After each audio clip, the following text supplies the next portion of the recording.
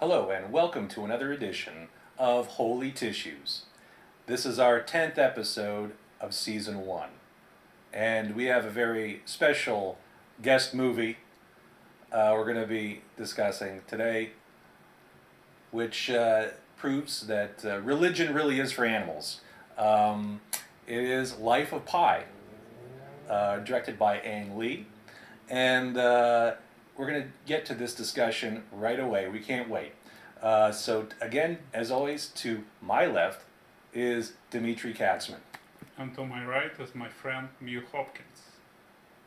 Let's get started right now.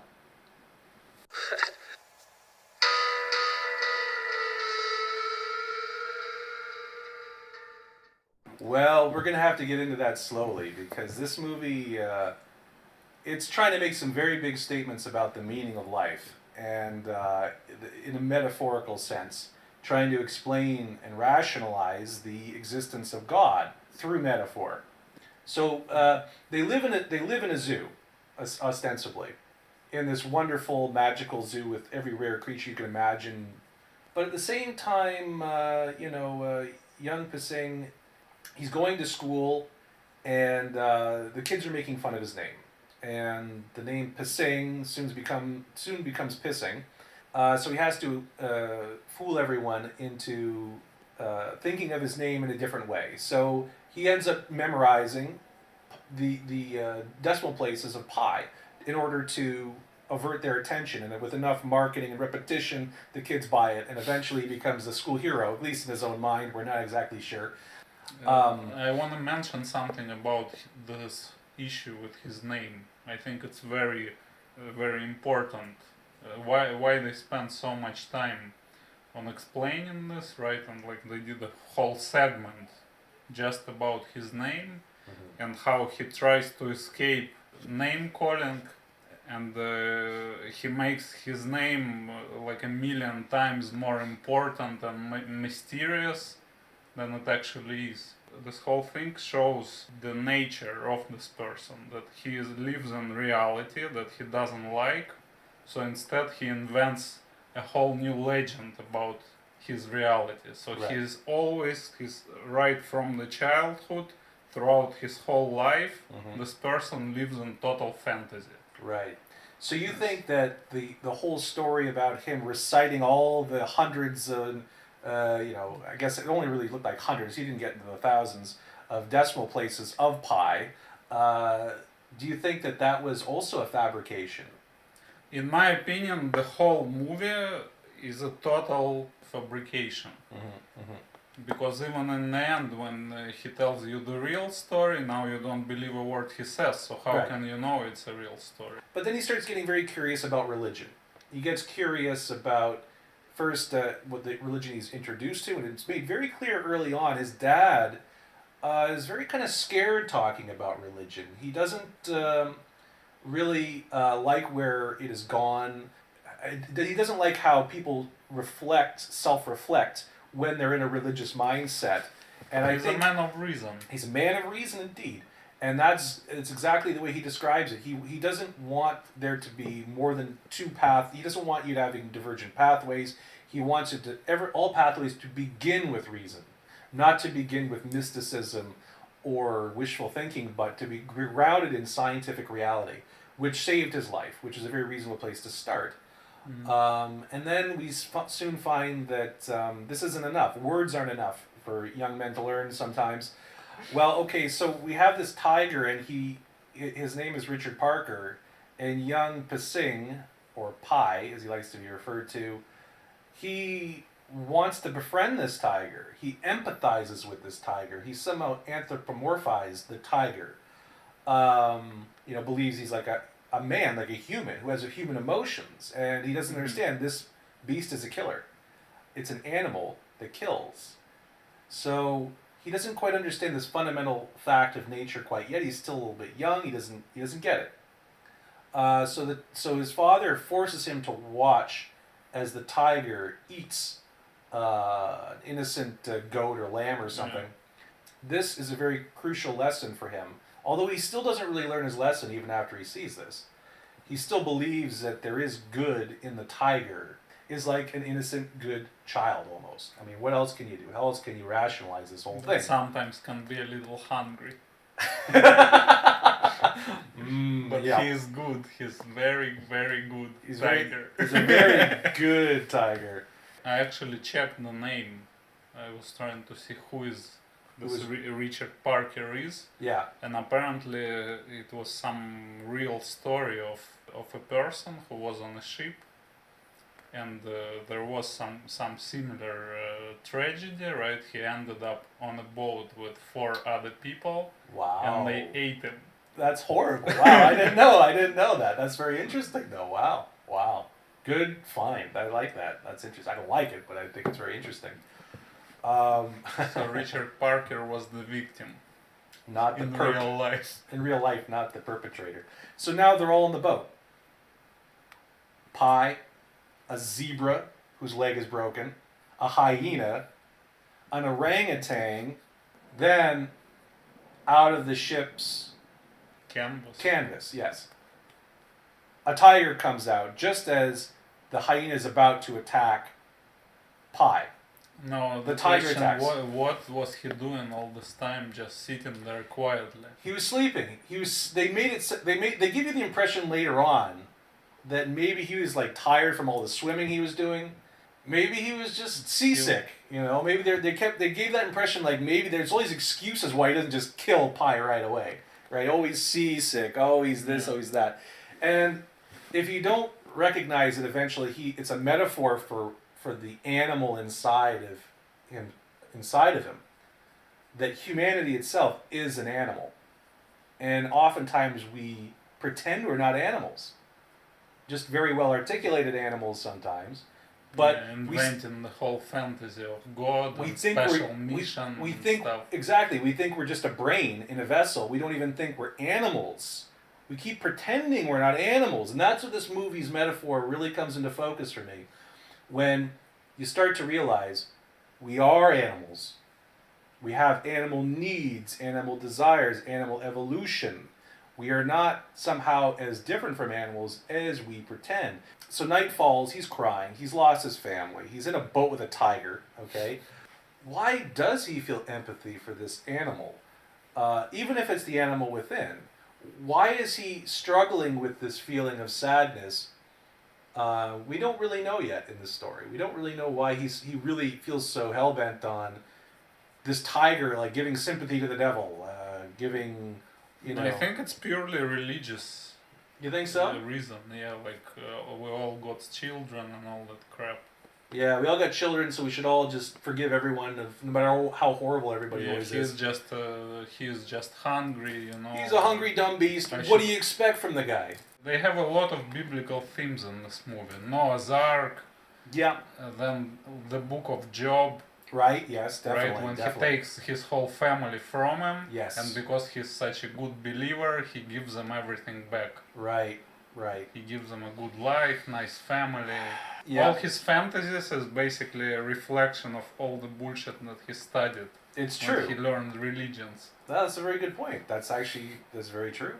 So now they're out in the water together, and they're really hungry, and they've been seasick for a while, and there's all this food they've sort of had. The food's running out now. They're starving. Now they're really about to die. Pi looks in the water, and there's this big trippy kind of beautiful animal. He goes all the way to the deep. And he goes into the deep. He looks into the abyss, and what does he see? Fucking animals, of course. What else is he going to see in this movie? There's so many animals.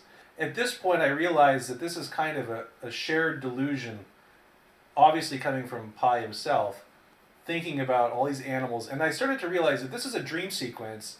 I wanted to look up the definition in a dream dictionary, but what does animals mean? If you see animals in your dream, what do psychologists say that means? And this is at least one definition that I found, where it says that it represents a hidden part of yourself you're trying to reject and push back into your subconscious. And I realized that, it's the part of your self-reflection you don't want to see. So the animal part? Yeah, animals. When you dream of animals... No, I mean, which part was he trying to reject? within himself. Him being the The tiger, yeah. I wanted to add something about this scene. It's not only what you said. There is additional layer to this whole segment. He goes all the way down, right, through all this deep sea creatures, and then he ends up seeing the ship again in the bottom. And when you see the ship, I noticed the name of the ship for the first time. Maybe they showed it before, but in that scene they showed it very vividly. The ship. The name was Tsimtsum. I saw that too out of the corner of my eye. Which Simsum is- with a T, right? Right. Which is a Kabbalistic term, actually. Really? And he did mention that he is He teaching a teaches- course on Kabbalah. He so did. it wasn't just a coincidence. Ah, okay, all right. So the term, basically, the word itself, if you translate it, it means reduction. But in Kabbalah, it means that it's the concept of infinite God creating our world and reducing himself to the limits of our universe. Wow. So it's kind of like he sees this connection to his mythical God. He looks all the way down, right, and he sees so the beginning, the creation of this universe that he's stuck in. So his family dying on the ship was the beginning of this fantasy world of his. That's a good point. So that's why it's so appropriately named. It's the reduction of his whole universe into one tragedy. And now his whole world is within this little boat. Jeez. Do we have any tissues yet? I'm not sure. This is not a bad movie to be discussing. It's rich with possibilities and metaphorical value. Basically, because the story, there are almost no story in this movie. It's just a bunch of different symbolisms. Yeah, it's just one after the other. It is a bunch of symbolisms one after the other, and it is a survival story in a certain sense, a very metaphorical survival story. I was wondering about the connection between what you said, the denial of the animal inside himself, right, and in the end reaching down to the beginning. I guess it kind of makes sense when you blend them together, right? When he sees that he is really more than an animal, that his belief is confirmed by seeing that ship with the name. So there is a storm. There's a big storm sequence. They're both in the boat together as allies at this point. They've gone through starvation and they're basically ready to die. At one point, Pi says he screams out to the heavens during a storm in a very Forrest Gump-like moment. Life is like a box of chocolate. Captain Dan, not Forrest Gump. Oh, God. Yeah, but he says, why are you scaring him? To God, about Richard Parker. Why are you scaring him? Which, as a metaphor, means, why are you scaring me? For How what come purpose? he doesn't ask why did they kill my family? That's too deep. He cares about the tiger more than he cares about his family. His family's gone. The tiger's right there. And the tiger's all he has left to feel anything about. Okay, so all is lost. You know, they're going to die. He empathizes with Richard Parker in this weakened state. And the funny thing is, at a certain point, because the animal's practically dying himself anyway, he kind of gives in. He kind of domesticates himself because he's so starving. The tiger's so starving, he just wants to be held, which is kind of beautiful but kind of sad at the same time. It says something about old age where you're no longer a virile animal. You're this sort of, I give up, all right, just Like old cat. like an old cat, just pet me and I'll be dead soon. Exactly right. And that's kind of a sad metaphor for old age. Richard Tiger.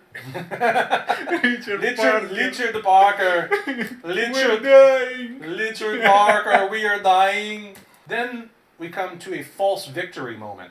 They end up on that island of plenty. And it's in the shape of a human body, the island, which I thought was very, of course, very specific.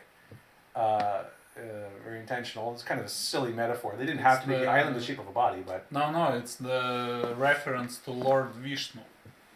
Because before he was saying, when he was studying religions, right? yes, He said when he started learning about Hinduism and all the like 1,000 gods that they have, millions, yeah. he mentioned Lord Vishnu that sleeps on the water, Right. and our world is his dream. Yeah, right. So that was the reference to the Lord Vishnu. Oh, yes. I remembered the That's water. right. I remember that he was the god of water. I didn't remember that he was dreaming the reality. Yeah, apparently he's floating on the water and dreaming about our world. Just like all those beautiful starry nights of them in the boat.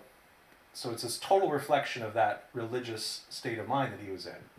Very It was interesting. like the core. The Right. Hinduism was still his core because Wow. he's from India. They kind of gloss over this, though, how he goes from that island of death back into civilization again, which they don't really explain at all. So he just leaves the island and ends up on some shore. And Bob's your uncle. He's safe back on planet Earth, you know. And then Charlie Parker just sort of walks away. He doesn't need this animalistic instinct machine anymore.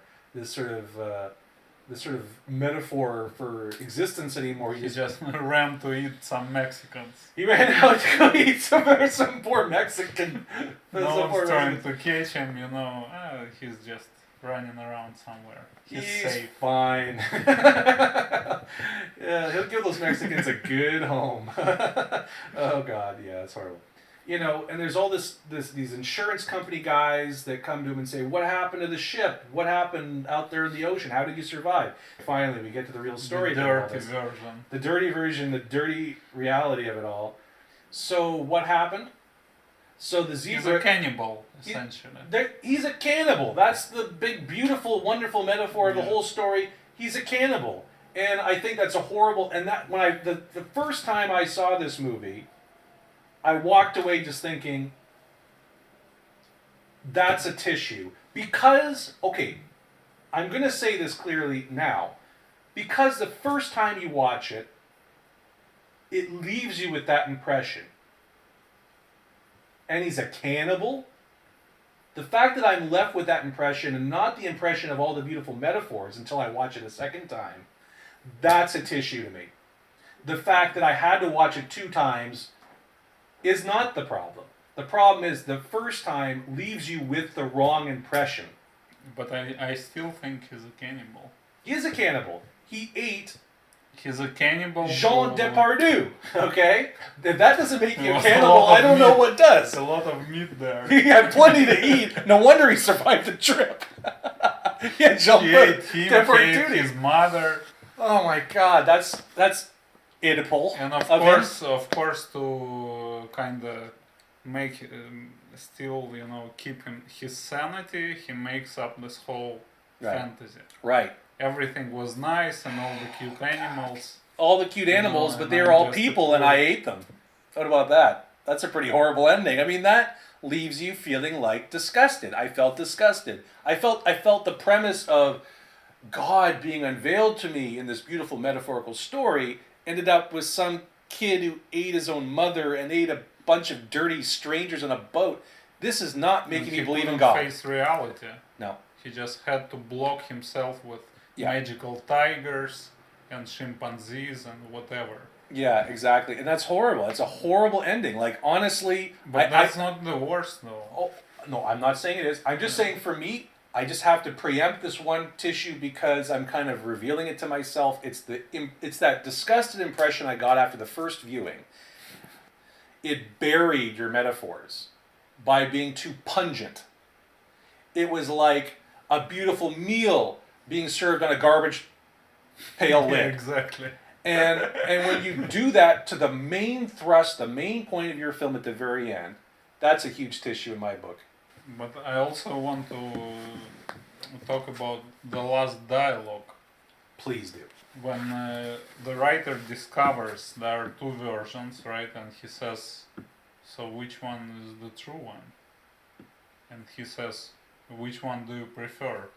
basically admitting that both versions are bullshit. Just pick whatever bullshit you like better. So it's basically like saying there is no true version. There's just different fake versions of reality, kind of like religion. In the end, after you sum up all those symbolism and all these conversations, you end up with religion is bullshit.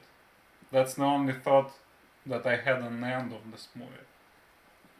So it's it's the opposite meaning of what you initially feel when you watch this beautiful and peaceful cinematic experience. Right. In the end, it's all a big bunch of bullshit. It's a bunch of carrion. It's a bunch of dead meat rotting away at your feet, and that's nature. That's the nature of existence, and we've solved it. That's the and of course they left out procreation, which is the funnest part of life, at least simulating procreation. But yeah. Other than that, we're just left with cannibalism. Other than that, we're just cannibals, and we're just eating. One species eats another, and it's just a big devoration. It's a big devouring of everything. Yeah, and if God was involved, if He created this kind of world, then it's a very scary God. Yeah. What can I say? It's like a ruthless, sadistic God that just created everyone to eat each other, and He just watches and enjoys it. Yeah. It's not our God. Our God is weeping when He sees this kind of message. That's right. Our God don't like your God. All right. Our God created you to make movies, not to eat your mother. Yeah, exactly. Well said. And again, we are now at that moment of the show where we discuss our tissues. I did not like the friend of Pi, who he was telling the story to. He did not look like a worthy actor to be the recipient of this wild, amazing story. Do you know that the original actor was Tobey Maguire? Are you serious? And they actually filmed all the scenes with him, and then later they decided his face is too familiar, and they need some unknown guy in that role. Totally a bad move. Wow. I didn't know. Very unpredictable. What? You had all the scenes with Tobey Maguire, and now you're changing it to some like empty space. That guy, honestly, he really bothered me. That actor bothered me. Like, why would you ever give a story to this guy? He doesn't look like he was worthy of any story, let alone a halfway decent story like this kind of is. He didn't show any interest. His face was like, he was like, he was this Canadian, like typical behavior when a person listens to you and they nod their head, but they're not really there. They're just, whatever. It's exactly. There was no genuine enthusiasm listening to the story. Maybe because he didn't believe him. He was just listening and he's like, oh, this guy is so full of shit with his tiger on the boat. What the hell is he talking about? Oh my God. I honestly think they could have found somebody better to accommodate the guy's storytelling a little bit better. Like they could have acted better. The Indian actor is good. He's very good. Dramatic, and the other guy, he's like from a different level of acting. He is. You're absolutely right. They had a lightweight in with a heavyweight, and I totally agree. And it felt like a real mismatch. Like this guy's like an amateur. Why would this professional bullshitter give away all of his amazing bullshit to this total newbie who doesn't even look like he deserves a story? No, he doesn't. So that's of all the implausible things in the story, that was the most implausible one for me. The tiger looks more realistic than this guy. And he is my tissue number 1. And number 2, for making me disgusted with that whole cannibal storyline. After the whole journey, you're going to eat a family member, and that's the meaning of life, and that's what's going to make me believe in God. I don't think so. What do you say? What say you? So my first issue would be a very implausible script. When you watch it the first time, you don't know that it's just some bullshit, some lie invented by the narrator. You're watching a completely implausible fantasy. So that's my first issue. Yes. The second issue is the ending that I guess in the head of the director it was supposed to explain these weird things that happen, these implausible things. But what it really did, it ruined the whole experience even more. When he meets with this journalist or writer, right? He says, "I'm gonna tell you a story that will make you believe in God." Right. So if the whole story Good was point. bullshit, Mm-hmm. it means the story proves there is no God, or that it's not a convincing story about God being real. Basically, it takes whatever the director or the author of the book claims about the existence of God, about his help for the main character, and it turns it on its head and basically denies that the God is even there. And we're Right. just a bunch of cannibalistic animals who would eat their own mother to survive. Right. That's the final meaning of this movie. So first the movie lures you in with this nice Disney-like story and amazingly beautiful special effects, and in the end it basically just spits in your face or shits in your soul. I Yeah. don't know how to call this. Yeah. And in my opinion, this is a total disaster because of this ending. That's my second issue. And my third issue, Preach. I agree with you about the actor who Yeah. played the listener. That's it. 3 issues. It's okay. This is not I wouldn't say this is.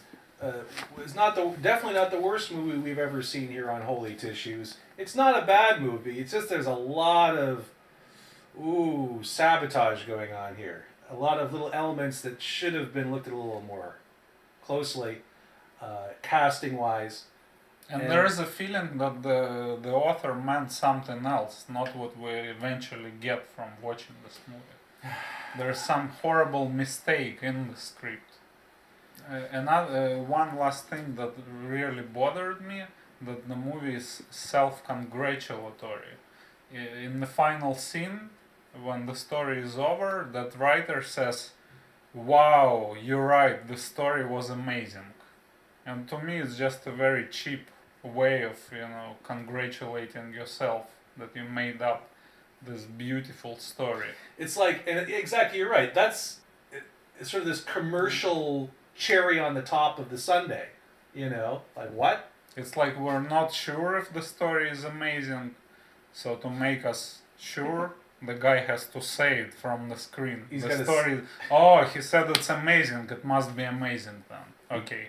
And another sad thing that's happening, not just the tears of God, but our own tears, is that we're wrapping up season 1 with this episode, 2016, March. So we're happy you guys have stayed with us this long, and we're looking forward to trying some new things and repeating some old things in season 2. And we'll be back stronger with many more movies to critique, and many more tears of God are to flow. And many more wasted tissues. Yeah, exactly. We're running out of these tissues. It's true. It's becoming Please donate some tissues. Please donate tissues. Exactly, through our PayPal account. We'll put up online in short order. But yeah, God weeps a lot, and we're just trying to clean up those tears as best we can here on Holy Tissue. So thanks for staying with us. And we're signing off here for season 1. Thank you very much, guys. See you later. Thank you very much Thank you very much. for the season. Season out.